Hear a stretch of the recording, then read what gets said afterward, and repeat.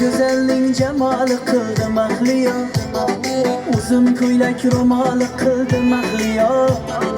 O'tib ketdi yonimdan boqib bir qiyo, qora qoshli tojik qizi biyo biyo. Jigarimdan urdi bari bitta boqib, o'tlarini otdi kaman qo'shin qoqib. Yuragimni kabob qildi o'tda yoqib, qora qoshli tojik qizi biyo biyo biyo biyo biyo. Rozi bo'ling yotangizga bo'lay kuyov, biyo biyo biyo biyo.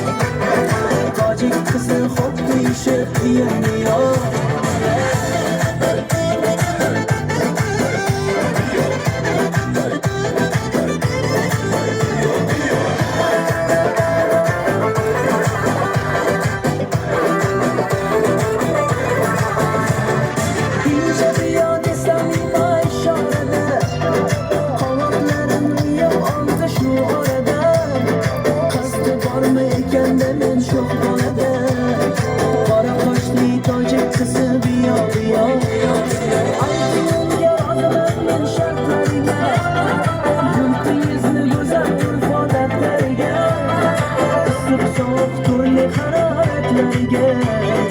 Qora qoshli tojik qizi biyo biyo.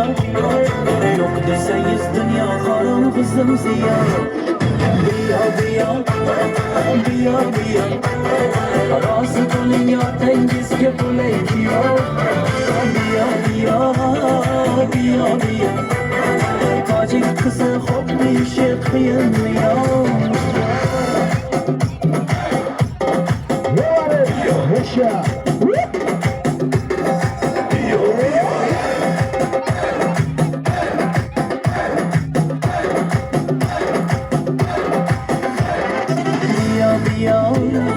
Biyo biyo, rozi bo'ling yotangizga bo'lay kuyov, biyo biyo biyo biyo.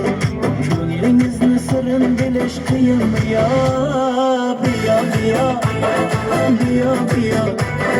Rozi bo'ling yotangizga bo'lay kuyov, biyo biyo biyo biyo. Tojik qizi xo'p deyishi qiyin biyo. Biyo